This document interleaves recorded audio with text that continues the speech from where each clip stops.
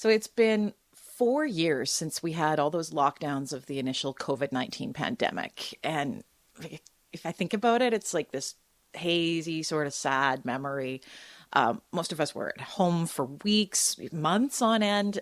Hospitals, on the other hand, were fielding these streams of patients who couldn't breathe, patients who had like lungs and vascular systems just riddled with this virus. And at first, no visitors were allowed into the hospitals. Later on, maybe just one visitor. Then, well, you have to have your vaccines, you have to wear a mask. Honestly, most of us had no idea what was happening on the other side of those locked doors. What happened inside intensive care units is they were hit by all these really sick patients, a lot of them on ventilators. Critical care physician Sabira Valiani witnessed all of this from inside the ICU, and she's our guest today on Researchers Under the Scope.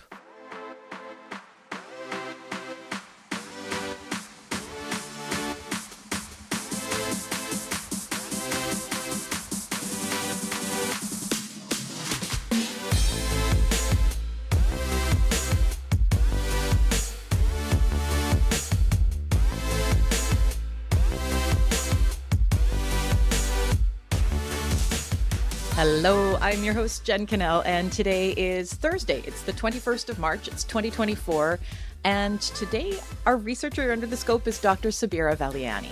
Now, she has spent 7 years working in the intensive care units at both Royal University Hospital and at St. Paul's Hospital here in Saskatoon. She's an assistant professor of general internal medicine and critical care medicine. And we're connecting virtually today. Of course we are, because that's something we got really good at with COVID-19 and all the restrictions. And those restrictions and their effect are part of the pieces that Dr. Valiani has been looking at in her research. Not just the virtual technology, I mean, that's part of it, but how we can better connect ICU patients and their families with healthcare providers and keep their needs at the heart of that patient's care. Dr. Sabira Valiani joins us now. Hello there, Sabira. Hi, Jen. Thanks for having me. It's great to be here. Well, and looking back at your career so far, would you say there was a point at which you were like, okay, I definitely want to be a critical care physician? Like, how did you get to this spot? I think that a lot of this was serendipity and a plan that I didn't even know that was in place. So, I think I went into medical school not even really understanding what I would be doing as a physician. And then going through medical school, recognizing that I probably wanted a career in the hospital and that I probably wanted a career that didn't focus in on one organ system, but sort of looked at the whole human. And so knowing I wanted to Okay. be in the hospital, I knew I would be seeing sick patients. And so I did a critical care or an ICU elective in Ottawa. And that was sort of the beginning and the end of the story. I loved it. I loved on the medical side how you could see the life support that you were giving a patient immediately have a physiologic effect and stabilize or make that patient better.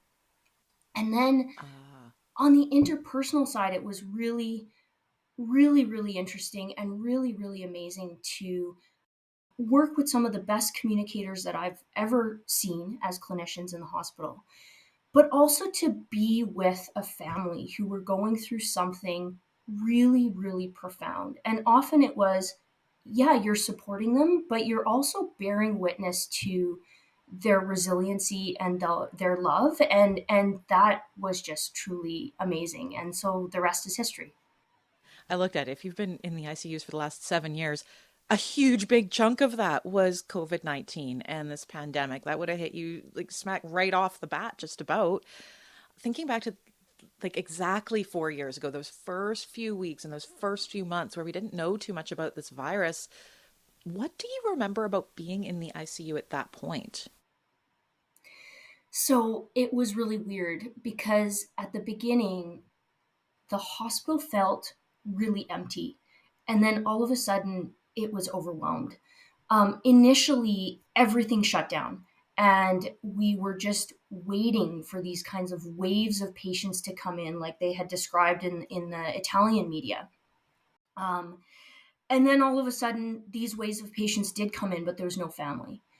And so, you had this sense of the hospital still being empty because it was just patients and just the healthcare workers, and there was no kind of patient loved ones or family or connection outside.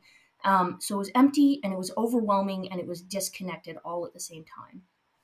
Well, Um, because when patients would come to you in the ICU, like at that moment, they weren't exactly very verbal. yeah, not really, because most of these patients are struggling to breathe.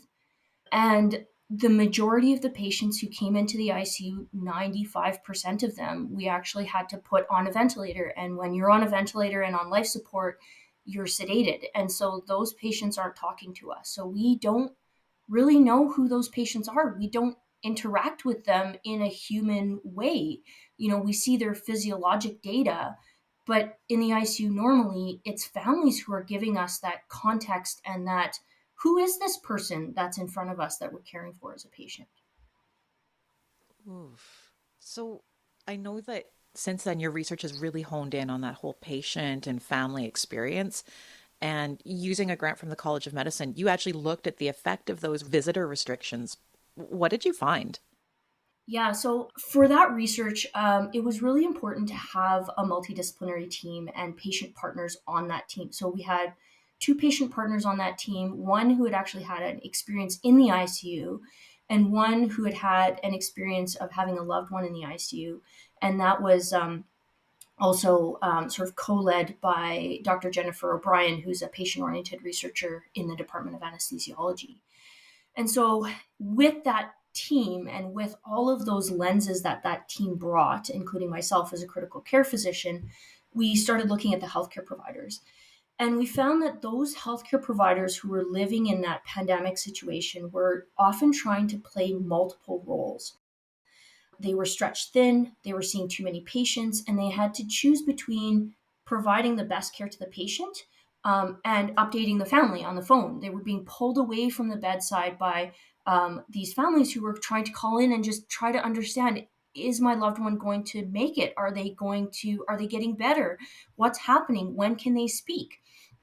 Um, and then the healthcare providers were also being asked to often enforce these visitor restrictions policies that sort of came down from higher levels of leadership and infectious disease precautions and other things like that, that didn't always make sense to them. So they were care providers, they were family support, and they were kind of gatekeepers all at the same time. And so that was awful for healthcare providers. And then we were really encouraged by our team to look at the effects on the patients and their families. And so we went out and we interviewed patients who had been in the ICU and family members who had experienced visitor restrictions during that time. What stands out about what you heard back in those interviews? So, from the patients and the families, it was this level of kind of disconnection, like the information was just not flowing, and it wasn't flowing between the ICU team and the family and the patient, because sometimes the patients could actually talk. It wasn't flowing between all of those people that we talked about and this broader kind of what we called a caring community or a community structure where there's lots of people who care about this person who's in the ICU and critically ill, and they want to know what's going on too. Yeah, like honestly, I would see Facebook updates from very, very sick friends or from their family members, but it was honestly just social media. Totally, totally, yeah. And so then with that, you don't have a flow of information, and the role of the family becomes significantly diminished. And so, even just thinking about a family member going in and holding a patient's hand, that's caregiving, right? Like that's comfort in the most basic form of it.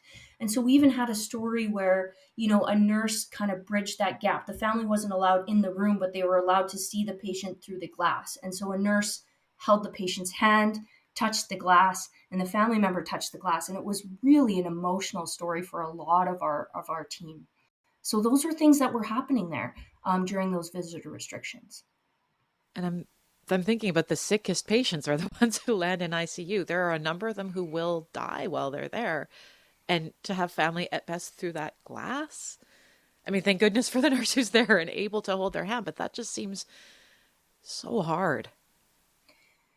There were so many stories that just, kind of like hit you right in the pit of your stomach, right? Like every, I think, healthcare provider who lived through that pandemic will have stories like that, right? You know, we had early in the pandemic, we had a elderly gentleman who was in our ICU and he only spoke Arabic and he needed to be intubated. He needed to go on a ventilator. And so we called his family, we video called his family. There were so many people in that room that we called. And I said to them, I said, he needs to be intubated. He needs to go on life support and he'll be asleep for that. Can you please tell him that? And this was early on. We didn't know what was going to happen. And I also said, you also need to know that this might be the last time that you speak with him. And it sounds dramatic, but I said, just tell him what you need to say to him, knowing that, right? And so I stepped out of the room and I gave them a few minutes. And we did that so many times during the pandemic. And honestly, that gentleman passed away. And so I'm glad that we had that opportunity. But the family never got to touch him, to hug him, to be there in person with him ever again, right? How important is that sense of touch? It came up a lot in our interviews with the family. And it came up a lot in our interviews with the patients as well, and the nurses, you know, like, especially around the time when somebody is dying, there's something about that holistic sense of human touch that just provides comfort or not being alone, right? Like it's both of those things that provides comfort to the one who's passing away, but also really provides comfort to those that are going to be left behind. To say, I was there, I was with them on that journey. And so much of that was disrupted during that time. Well, I'm trying to think of how you even narrow down, like, are we talking to this family on Messenger, on WhatsApp, on Signal? Like, are we on the phone? Are we doing a FaceTime? Like, this is from there. Where did you take what you were starting to find about all these breakdowns when you had all these restrictions and the impact of them? Where did you take that next? Yeah, so a lot of this was kind of understanding what's the problem that we're trying to solve, right? Like there's a problem here. There's a problem that people aren't connected, that they're not engaged as equitable partners in their healthcare, and that their families aren't engaged in a meaningful way. And so the kind of next stage, or the current stage that we're at in our research, is bringing those people who have the lived experience as patients, as loved ones, as the multidisciplinary healthcare team, and kind of really drilling down and defining those problems. And so this research is co-led by Dr. Salima Suleiman, who's a really experienced and talented qualitative researcher, and she's also a speech language pathologist. And so she's drilled down those problems, and then she's really asked those people who are living it to think about solutions after we've defined those problems. So I think first we've defined the problems and we really recognize ICU healthcare providers, patients, loved ones, they're still looking to be connected and engaged. Um, Wait, I thought all the visitor restrictions were done. yeah, they are. But it's still a problem. You know, I think we had this extreme example during COVID that, you know, I guess caused me to have a lot of light bulbs go off in my head. But I think that the problem still exists, right? Like we think about Saskatchewan's population and the populations that are served in the tertiary care centers of Regina and Saskatoon. Patients come, about 30% of our patients come from communities that are not Saskatoon and Regina. You Oh. know, families have children, they have work, they have life that happens outside of the ICU, and they have to do that while their loved one is critically ill. It's not like somebody can be there all the time and understand what's going on. And so there's really needs to be a way to connect people meaningfully. And so we're kind of looking at communication technology as a tool to start facilitating and in a lot of cases enhancing that connection between the hospital and between the people who are coming into the hospital. So, what are you finding with this? And I know this is work you're doing in conjunction with the Saskatchewan Health Research Foundation, with SHERF, but what sticks out about what you've found so far and where you think that could go? Yeah, so I mean, you know, the number one thing is proof of concept, right? There is still a problem. people still are reaching for ways to be engaged. And so there's a couple of really interesting kind of solutions that have come out of this. So one of the things is we're talking about effective language and communication supports. So participants kind of talked about, well, what if we could use artificial intelligence or AI to just translate a medical progress note into an understandable family update? The Oh, doctor reviews it, they approve it, and then it just goes out to the family. And then your update is kind of done. And the families get that update in kind of a verbal form. They can think about it, they can chew on it, and then they can come back with questions. Or what if you have a family meeting and you record the family meeting and then you use Google Translate or natural language processing and you translate it into the comfort language of the patient and their family. And then they can access it later in that language. And again, they can kind of process it and then come back and ask questions. well, yeah, because I imagine when you're actually on duty and on call, which you are like every second week, right? When you're on duty, most of the time you would be like you do rounds, right? And that's where if I'm one of the families of a patient, is that where that's where I'd want to catch you? Yeah, totally, right? And so that's most of our work in the day is we sort of see each patient, we hear about what's happened, we talk to the multidisciplinary team who each kind of gives us an assessment from nursing, from pharmacy, from the respiratory therapists, and sometimes from social work. And we kind of say, okay, these are the priorities for the day. Here's what we're going to do throughout the day. And we'll see at this time where we're kind of at. And at that time, if families are there, it's great because I can provide an update and kind of translate all that mumbo jumbo that happened on rounds and give them an idea of what the day is going to look like and whether their loved one is getting better or not. Um, but if people don't have the ability to be there, and that's a lot of people because rounds happen during regular business hours, like it's like trying to go to the bank, you know. Oh, Um, so okay. if people aren't there during that time, they might have to try to liaise with the nurse after hours or talk to the social worker and say, can I set up a meeting with the doctor? Like we're not really accessible necessarily, even though we try to be, but sometimes we get pulled away from other things. Let alone if I happen to speak Dene or Cree. Right. So using AI could be part of it, being able to condense or translate down, like, here's what I've medically observed. Here's this in a sort of a human language format that you can understand. Here, your loved one is doing better on this front, but we're watching this. And then you'd have that and you could think about it and then come back with questions. Like, what if I want to know more, but you're gone? You're not doing rounds anymore. Yeah, totally. So we've talked about now the communication can be multi-directional. It can be synchronous and asynchronous. So people can leave messages that would be checked at a certain time.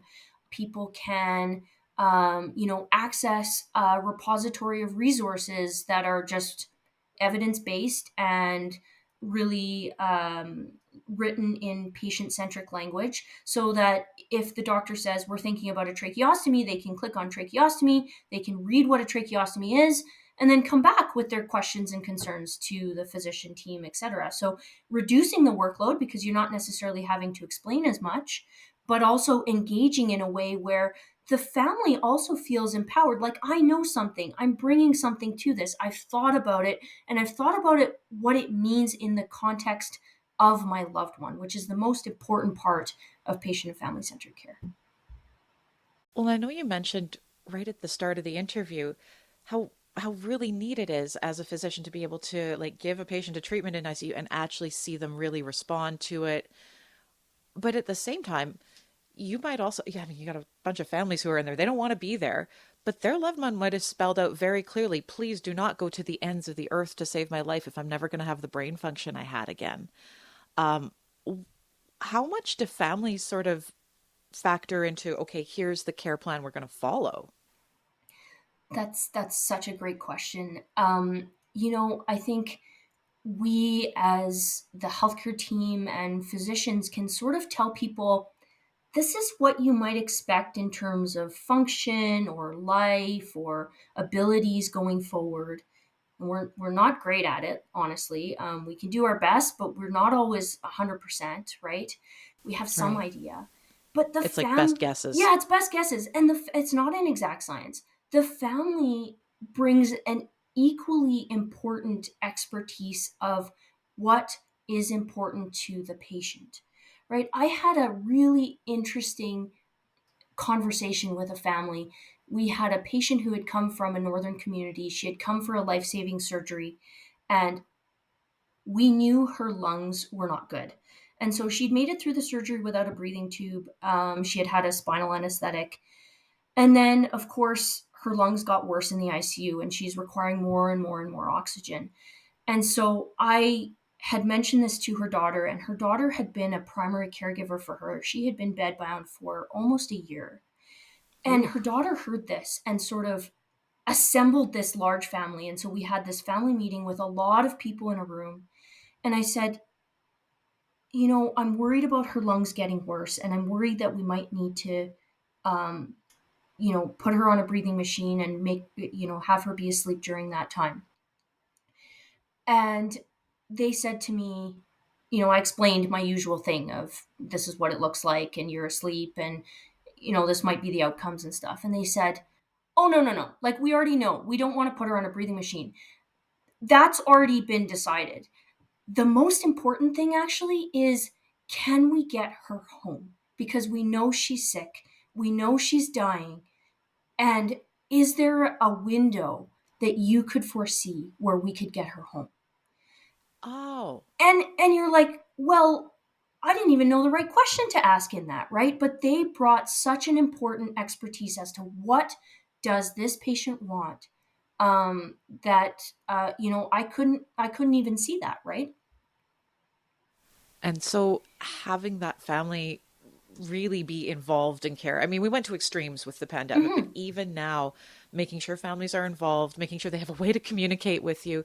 These are all achievable goals, right? Because that's something that strikes me about your research. It seems like it's really directed towards practical solutions, right?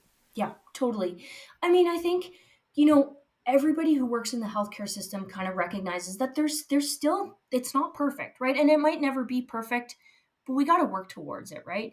And so, I think the most rewarding part about this is that we have this cohesive approach to defining the problems. And then with those same people who we've defined the problems with, who are living it every day, we start defining some solutions. And so I think that's really appealed to people. And now we can take this to decision makers and people who might be able to design systems and other things and say, look, these are the things that people who are living this experience actually want. How can we do this? Yeah, we've documented Yeah, it. The research is there. Let's make this happen together. totally. That is so encouraging. I just want to thank you so much for being a guest on the podcast today. That was great, Sabira. Thank you. This was awesome. It was a pleasure talking to you.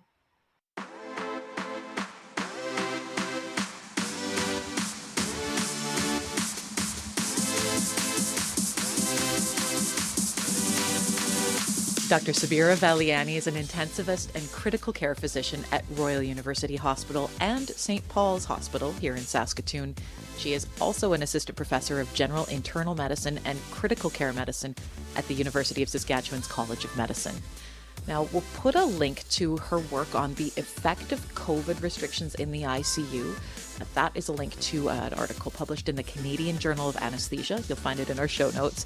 And Sabira is also leading a team looking at technology and how technology and AI can help enhance patient and family-centered care, especially in the ICU. You can see all the details by clicking on our show notes and by going to medicine.usask.ca. Researchers Under the Scope's a presentation of the Office of the Vice Dean of Research at the University of Saskatchewan's College of Medicine. We record and produce this podcast on Treaty 6 territory. We pay our respect to the First Nations and Métis ancestors of this place, and we reaffirm our relationship with one another. This is also where I'd like to thank you for tuning in, for sharing your ears with us. I'm Jen Cannell. I'm your host here on Researchers Under the Scope, and if you find those three little dots up in the corner and hit follow, better yet, go tell a friend about one of the researchers they might want to hear about. And that way, if you're following the show, neither of you ever misses an episode of Researchers Under the Scope.